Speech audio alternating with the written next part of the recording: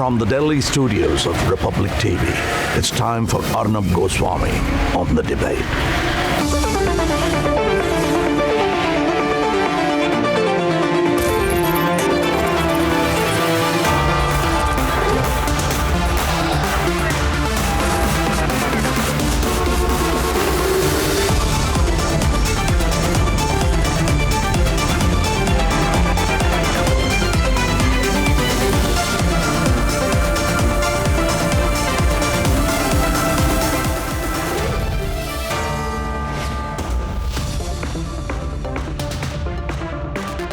Ladies and gentlemen, for the last 8 months, while India put out fact after fact after fact, China and its partners in India were trying a desperate cover-up on Galwan. Their long-term ally, the Vadra Congress, never stopped asking for Saboot. Tonight, Beijing has admitted to casualties in Galwan, and the Saboot gang is running for cover. Here's the Chinese admission, and then we debate. The Chinese state-affiliated media has tweeted the truth about June 2020. The truth about what happened in Galwan. The PLA aggressors being blocked by a brave and professional Indian army.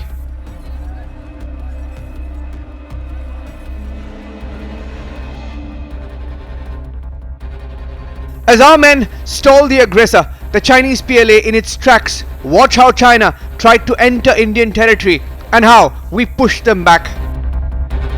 Republic is withholding the audio of this propaganda video, released 8 months after the Galwan clash and hours after China admitted to casualties. How can a nation, a proud army, ignore the sacrifices of its own soldiers? How can a proud nation and a proud army say to the relatives, the next of kin of those who have laid down their life for China, that nothing happened at Galwan? How do they account for the missing and for the dead? This is something that China needs to look into its own soul and ask itself. Why cannot we publicly acknowledge those who died for China? India has maintained the truth for over 8 months. We are proud of our brave hearts and their valor. China could not escape from accepting the facts of Galwan clashes. Though it is 4 or 40, they are saying that is 4, but we know that it is more than 40. However, finally they are coming to the reality and they have disclosed their true face in front of the international community. কি আর মনে হবে ওদেরও গেছে আমাদেরও গেছে এটা আর কি বলার কি আছে এটা মেনে নিতে হবে তাহলে ওদেরও গেছে আমাদেরও হয়েছে এই দেশের জন্যই লড়াই করেছে এটাতে ওরা গর্ত করে গোপ্ত মনে করো করে রেখেছিল ঢাকা দিয়ে কথাটা সেদিন তো বলে নাই এতদিনে ওরা স্বীকার করছে যে হ্যাঁ আমাদেরও মারা গেছে এটা দুঃখ লাগছে গর্ব লাগছে Tonight, the Chinese PLA is pulling back. Its tanks have pulled back. Its tents are dismantled. Its units have packed up. And with it, those who played into China's hands and asked for Saboot are left licking their wounds. They must answer tonight. Let's debate.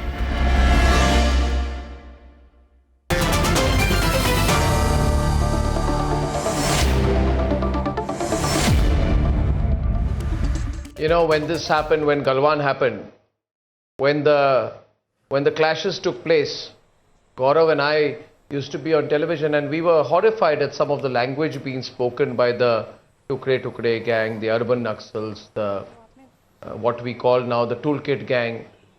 And you know, when the Indian army took on the PLA, Gaurav, in the chilling cold, and when they fought back, remember I told you one day after the program that I wonder what these people think about when they come on TV. How can they take such a pro-China position? And they were being quoted in China that there are people in India who don't believe that the Indian forces made the greatest and most supreme of sacrifice to defend their land. And today I really think that if for nothing else, people like Ravi Srivastav and all especially should perhaps begin with a straightforward apology for the positions they took at that time. What do you think, Gaurav? I mean, we don't need the... For what? We don't need to say more, but the people of the country remember, and the hashtag today is China Saboot. Gaurav, what do you think? Gaurav and Ravi, please. Opening the debate tonight. Arnab, China... Arnab, Yeah. Arnab, Gaurav and Ravi. Gaurav, over to you. Arnab, what I'd like to say is that Arnab, while in a perfect world, a person would like to apologize if he's going wrong, has done something wrong. Not here. I don't see it in this debate. It's not going to happen. What happened, Arnab, was that when China tried to cross over into India, they were bang on PP-14. They were trying to enter into our territory. They were stopped. There was a pitched battle which took place with clubs and iron rods. And we lost 20 brave hearts, and China lost more than 40, which has been corroborated by America. It has been corroborated by the Russians also. China may admit to 4, but the point is that we counted 60 stretchers, over 40 died, and some were critically injured and, massively beaten up by our troops. Now, two countries independent of India have sort of corroborated our stance. Now, in spite of that, if people say, no, they came inside, Rahul Gandhi tweeted, Rahul Gandhi said 1500 kilometers of Ladakh is gone. Now, if 1500 kilometers of Ladakh is gone, why are the Chinese going back? Why is the Chinese Ministry of External Affairs saying that, no, we are going back, we are withdrawing? Why are there television images of China running back? Why is the PLA saying that we are going back and we want to disengage? Bhai, they had captured everything. They had captured the entire Ladakh. Then why are they running back? They should simply take the territory. It's not the international border after all, na? And lastly, my last point is the line of actual control is perceptional. We have a perception, China has a perception. If China has taken 1500 kilometers of our land, why is China going back? It's not the international border that under UN sanctions they have to give it back. They don't have to give it back. They should just take away 1500 square kilometers of Indian land. No, the whole theory was... Arnab, the whole theory was, Gaurav, if you remember, the whole theory that people like Ravi Srivastava were pushing then was that the very terrible Narendra Modi government gave away our territory. No, first of all, don't show me your anger. First of all, don't show me your anger. Be angry at the Chinese, not at me. Just because I have exposed you today, don't show me your anger. There are two liars on this earth. One liar is the government of China. The other liar is our Prime Minister, Mr. Narendra Modi, who said on 16th of June, nobody entered into India's territory. If nobody entered... Sanju Verma is on the debate right now. Sanju Verma. Nobody entered into India's territory. Sanju Verma, control your language right now. The Chinese mouthpiece has been giving out the details of the Chinese soldiers killed. How dare you? How dare you? How dare you? I will extract an apology from you on live television tonight. How dare you? How dare you? After the Chinese pullback, after the admission that their soldiers were killed, you want to distract things now? You think I'll be forgiving? Did the Chinese mouthpiece not say? Did they not give details of their martyrs? Who they call are their martyrs? I am asking you if the Chinese admitted to what you denied. The Chinese have admitted to what you denied. The Chinese have admitted what you denied. How many Chinese died? The Chinese have officially admitted what you denied. Sanju Verma is on the debate. Sanju, why are you quiet? Why aren't you taking him on? Did government of India... I want to say one thing very categorically, that Ravi Srivastava comes without facts to debate, driven solely by his visceral hatred for Narendra Modi. There is a famous saying, जीने का हक उन्हीं को है क्या जीवन में जो बात करते रहते हैं कि हम You are also lying. Like our prime minister. Language. What do you mean by using this language? Control your language. Control your language. Ravi. Refuse to acknowledge the fact. Sanju, I can't hear. I need to hear louder in the studio, please. Chinese officers and soldiers were killed by the brave hearts of the Indian army. This number of 45 has been given out by Russian news agency TASS. And forget about Russian news agency. Earlier, last year in 2020, the Eurasian Times said that actually China lost 100 soldiers. A former Chinese military commander called Jianli Yang said that China suffered heavy casualties due to the Modi government. But people like Ravi Srivastava belong to that camp. A man convinced against his will is of the same opinion still. He comes to debate fact? and keeps yapping and blabbering What is gibberish, your fact? and I am Tell not me. going to be polite. Russia Because said today is the day that we need to 45, remember America Colonel said Santosh Babu, 35, who was posthumously China awarded said the only Param Veer 4. Chakra, the What Mahavir is Chakra. this? Pardon me. We Whom need to to trust? remember all our And our soldiers who Prime were Minister martyred. says Let me tell nobody you, a entered. disengagement happens Nobody only came between here. equals. India Giri, forced DK Giri on the China right. to Abdul disengage. Razak on the right. China has Where a are they border going with back? 14 countries, but has disputes Yeah, with yeah. 21 nations. Tell me one country No, with which China it's a has matter of voluntarily pride, national disengaged. pride. The Narendra The Modi disengagement government has taken forced place. China to All is respect the taking LSE. place. Forced China And- to disengage. and the facts are forced coming out. upon the But Chinese it is that not the time for LSE point is something scoring. that they need to It is respect. time for and I calm think that is a big and victory for the Modi composure and government. celebrate, acknowledging the sacrifice of our soldiers and celebrating this moment. Ambassador stopped in. Instead of Sushant point Sari. scoring, Sushant Sari. Sanju Verma, I'm sorry. Yeah. We're not point scoring. So we're not point scoring. DK Giri, may I explain one thing to you? And Sushant is more qualified to respond to you. Let me tell you, we are not petty. Yes. We are not about point scoring. We are about putting the right picture. And I think nobody better than Sushant to explain Well, to I all our didn't include viewers. you. I Nobody didn't better include than you. my senior friend I know. Sushant to explain to all I our didn't viewers include you. the significance. No, because you are the anchor. No, I'm not I was intervening either. I'm just responding to adding one Sanju point. Verma. Yeah. Right. Yeah.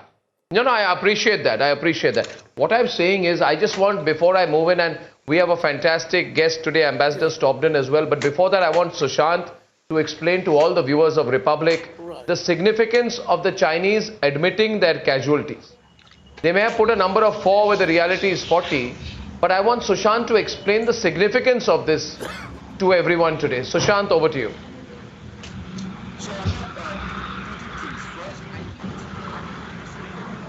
Of people, who might be in opposition to the current government, and I have no problems with that. But for these people, I think it is the lowest form of a person who, because of his political disagreements or his political opposition to the government of the day, will not hesitate to diss his country, to diss the prime minister, especially when it relates to an external power and an hostile external power. So I have nothing but contempt for these kind of people. But to come back to your question, see, here is the thing. The Chinese have never admitted their casualties ever. And last year, when this clash happened, despite the fact that the Indian armed forces were saying that, look, this is the kind of casualties which have taken place on the Chinese side. As Gaurav very rightly says, there were about 60 odd stretchers. There were very credible reports of choppers coming in to, evacuate their casualties. Now, some of those people were dead. Some of them might have been only grievously injured. But the fact that there were significant damage on the Chinese side was a known fact. The Chinese, however, never admitted. Now, just imagine this. Within a day or two of the entire clash, the Indian armed forces had given the entire list of people who had died and people who had got injured. And in fact, there was television footage of people going to the hospital to ask for the well-being of the injured soldiers. On the Chinese side, there was a complete clampdown. There was a complete blackout. So for the Chinese, after almost a year or 8 months or 9 months, to come out with and very reluctantly accept that there were 4 casualties, even though we know that it's probably 10 times more than the casualties they've admitted, I think it's a very, very significant thing, number one. Number two, I think the Chinese also played this down last year because maybe they realized that this thing has now gone out of control. And this will spiral out of control because even today, we have this very good China watcher, Anand Krishnan, who has been monitoring the Chinese social media. And he has come out and said that today, this is the biggest trend in China where people are really angry over the casualties which have taken place. So questions would have been asked of the Chinese government as well. Despite that, if they have now revealed this, I think it is important not only from the fact that those casualties took place, but what is even more important is that they hid it at that point of time because they wanted to keep a control over the situation. Otherwise, it would spiral out of control. At the same time, they did not want to lose face. So even now, they will not admit the full scale of casualties on their side, because that would mean a loss of face. And for the Chinese, loss of face, like any Eastern society, loss of face is something nobody wants. So I think from that point of view, this is probably the first time in decades that the Chinese have admitted how many soldiers they've lost. They've still not accepted how many soldiers they lost in Sikkim in 1967 when the clash took place out there. So there is no press freedom. There is no openness. Sir, whether there is press freedom or not press freedom, it tells you a lot about a particular state that it hides its own casualties, despite the fact that one of the persons who they have admitted had died last year is the same guy who had died last year, and today they have admitted it. And at that point of time, social media in China was full of of stories of how many people had died. And the Chinese were clamping down on social media so that news did not come out completely. So of course, it's a very opaque society. It's difficult to estimate what was the precise casualty level, but it was certainly more than the 4 which they have admitted today. Yes. Absolutely. So that is not expect anything out of China. I'd like to make a couple of points. The entire world hate the facts. So yes. Yeah, DK, listen. DK, may I please invite Ambassador Stobden into the debate? And may I please, Sanju, because Ambassador Stobden has been waiting. Thank you. I'll just be back with you. You see, there are a couple of points I want to make, Ambassador Stobden. You're the expert here. But the way I look at it is, in layman terms, Ambassador Stobden, one, I think the Modi government has done a terrific job. And I'll tell you why the bigger picture should be looked at. A, what today's admission proves, viewers, is that we punched them back hard. We punched the Chinese hard. We stared them back for months in a face-to-face confrontation. Overall, we use this period, the foreign ministry has been very active to have a geostrategic outreach. And fourthly, we also use this period to build a strong economic strategy and totally balance out China, especially looking at the last budget as an economic destination. So I think, Ambassador Stobden, we are playing a long-term game vis-a-vis China. How do you view this in the context of the standoff since last summer? Ambassador Stobden, please. Well, I think it's very significant outcome, and foremost to me, much more than what you are talking about, your staying power and the ability to withstand. The persisting myth of, what should I say, the psychic burden of 1962 defeat, that has now gone away in one stroke. That's the biggest achievement, I think, from our point of view. No, we used to think China is 10 feet tall. And I think that psyche, I think, is now completely disappeared. And I take that as a very significant development out of this standoff since last year. Secondly, I think the limits of Chinese power has been now defined. Because of one-child policy, one family has one child, which is in PLA, and the loss of a PLA soldier means a big thing for a Chinese Communist Party or a Chinese family. That's not so much in our country because we have a democracy. The pressure cooker, the whistles are coming all the time. That emotion, obviously everybody is patriotic. We do not have the same kind of a problem at home like the Chinese have today. There is so much domestic compulsion. We may not be hearing in the media about what is the internal pressure within the Chinese Communist Party about the casualty rate in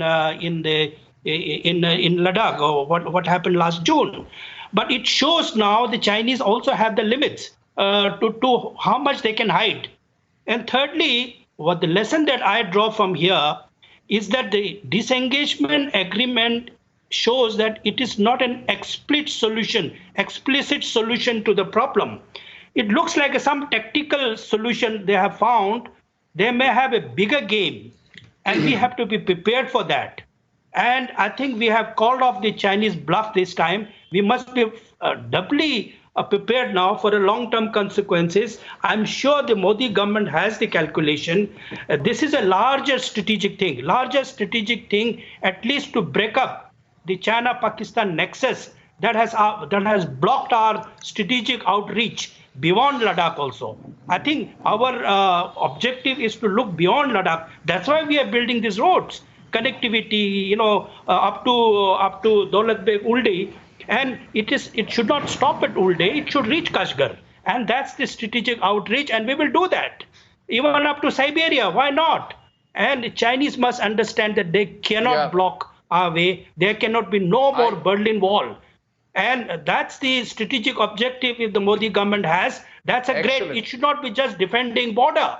It should not be only about defending border. It should be going beyond border. I'm not suggesting liberation of Tibet or Xinjiang. That's not our perspective. But in terms of connectivity, commerce, trade, reaching out right up to Mongolia, perhaps, even Siberia, Russia, why not? Why not? That should be our strategic outlook. Defending border is just 70 years we have been doing that. Yes, Arnav, let me make it very clear. I think I think there are people. Professor Mandal, can I say one thing before I hand over to you? Can I say one thing before I hand over to you, Professor Mandal? Just one addition to the brilliant analysis by Ambassador Stobden, which I believe deserves to be heard and read across the country. Some of the observations we are making on the shows will be published as articles on republicworld.com. But I think the point he makes today, Professor Mandal, beyond politics, one, yes, absolutely. I believe that some Indian political parties have tried to use any India-China confrontation for a political advantage. These parties cannot win elections in India, and they hope that the Indian government is forced to prostrate before the Chinese so they can take it to the next election. Their hopes have been defeated today, Professor Mandal. And the point Ambassador Stobden makes is that there is one section of India's political class that has always prostrated before the Chinese, and today's events is proof that the pre-1962 mindset is over. Please understand the horrible thing that Nehru did, for which Nehru can never be forgiven, when he said, there is not a blade of grass in Aksai Chin. You think we will forgive him? You think today's generation of Indians is going to forgive Nehru for his flawed Chinese policy? I won't. I won't. And you need to understand, please understand. No. Please understand, today is about destroying the pre-1962 mindset. Yes, Professor Mandal, acknowledge that what the government has done is something that you would not have dreamt of. And you would remember, the fact remains that the Chief Minister, can I come in please? The Chief Minister of Bengal categorically supported the stand of the army and the government in this matter. If you remember her tweets when this was happening during the last summer, the Chief Minister of Bengal, Honorable Mamata Banerjee, has categorically supported the army stand and the government stand. I mean, there is no two ways about it. But our problem is that, Arnav, while we are talking strategic, reply to China, why are we neglecting and insulting Bangladesh time and again? That is my problem. Bangladesh is a friendly neighbor. May I please come in now, Arnav? I need to make an important point without being interrupted. They're going all over the place. I'm simply talking about the consistent insult to the Indian army by some political parties. I'm glad if you're not part of it. Nobody's. No. Bangladesh is not in today's syllabus. Bangladesh is not in today's syllabus. The discussion is on China. Please don't digress. All you do is come to debates and start digressing from the issue at hand. I want to make one thing very clear. A, the Modi government forced China to disengage. Two, disengagement happens between equals. Three, we told the Chinese clearly the line of actual control is at finger 8 and not at finger 4. Another very important point. Anurag Srivastava, the spokesperson of MEA, has said that the Chinese were clearly told we do not recognize claim line of 1959, which is very, very significant. And don't forget, under the Modi government, we attained commanding heights in the Kailash range, be it Rezangla, Rechinla, Gurung Hills, Mukpari or Magar Hills.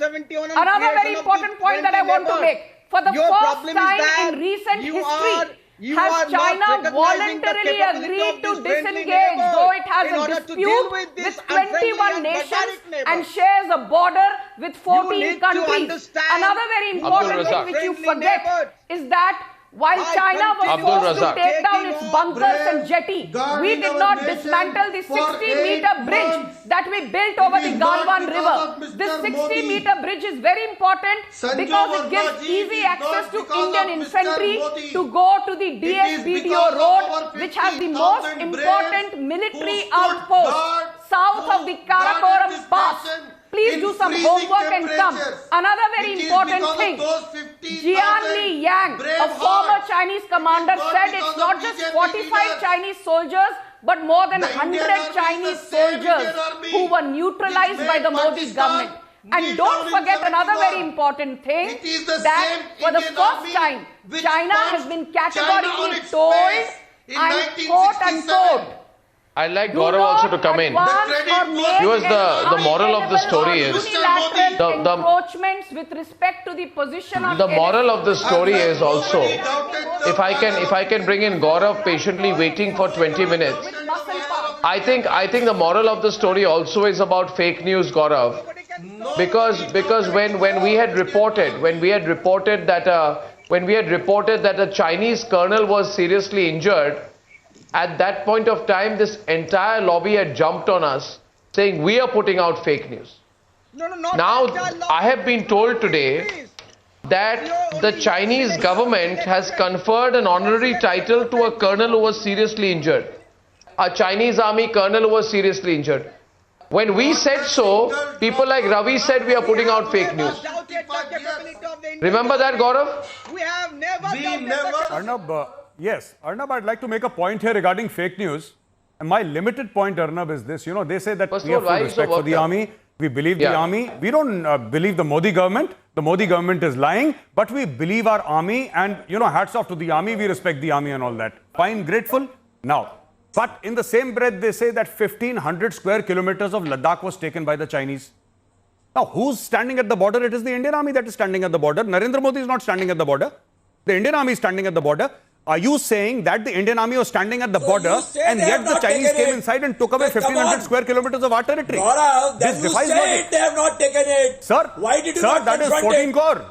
I say, what Sir, did that you, is why 14 did you not core. confront it? 14 core is You standing should have there. 14 confronted. core is on duty. Why did you You're not saying that in spite confront of the it? 14 core being in If Ladakh, you somebody say took that away that 1,500 statement is square wrong, kilometers of our then territory. Let the army confront it. Sir, Let the this government confront this it. defies logic. Arey bhai, Didn't Rahul Gandhi government tweet? confront करे ना I want to उसको. ask you, isn't this fake Government should news? say कि नहीं Isn't है. this fake news? And But Arnab, Mr. beyond Modi fake says news, this is not nobody just came fake news, inside. Arnab. This is Nobody treason. came inside. This is treason. What Rahul Nobody Gandhi has done is entered treason, here. Arnab. What was the He fake has news? said that The fake more than news was by 1,000, Modi 1,200, himself. 1,500 square Mr. kilometers of Modi land himself has was been the taken fake away by news. the Chinese. How He can said you make such a nobody came comment? inside. And then Nobody in the entered same here. breath you say that you Nobody respect the Indian entered army. What here. sort of respect No is this? post What has sort been of respect taken is away. this? The Indian army And is you have standing got- at the border. Today you When say the they Indian are army is leaving the standing at the place. border, how You can are a showing person the even structures step there. inside The India? structures I don't are being understand taken this. away. This So, defies when logic. they did not Srivastava enter, Saab, this why they defies are logic. going What you're saying, what you're saying is exactly I the want opposite of what you Sushant. mean. No, this is fruitless.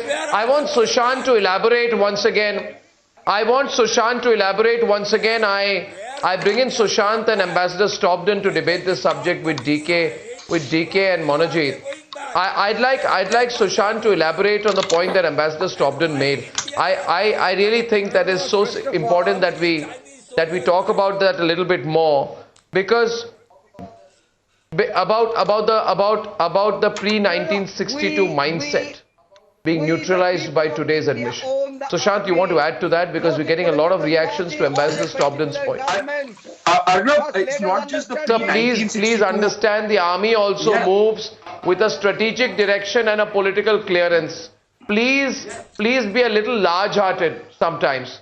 The army operates under a government, the government gives political clearance, and if the Congress government was weak and the Modi government is strong, that is a fact. You'll have to deal with it. Sushant, please. Sushant. Arnab, I think the 1962 mindset, it's been going in bits and pieces over the years, but I think this is a bit of a watershed movement. I think the first time it went out of the window was in 1967, and then in subsequent clashes. 3 years back when Doklam happened, again, the armed forces was standing out there very resolutely, not tilting at the windmills, not losing their nerve. And look, it's not just the armed forces. The armed forces sometimes had been asked to stand down. For example, in 2013, if the armed forces are asked by the political government to stand down because it wants to appease the other side, then the armed forces can't cock a snook at the government and say, we will still go ahead and do it. So, yes, the credit goes to the armed forces, but it also goes to the political direction which was given. Just as right now it's the Modi government, in the 60s, it was, or 67, it was Indira Gandhi. In subsequent occasions, there were subsequent prime ministers, Rajiv Gandhi, for example. So obviously, those leaders would get the credit for whatever decisions were taken at that point of time. Secondly, and I think because Stobden very correctly was looking at the larger strategic picture, I think the Chinese bit off more than they could chew. I think what they were trying to do is kind of pressure us into, hunkering down, not doing anything because of the kind of strategic outreach we were making. For example, with the Americans, with the on the Quad, all of that. So there were a lot of noises coming from China that don't go down this path. Otherwise, you don't know what the hell we'll do to you.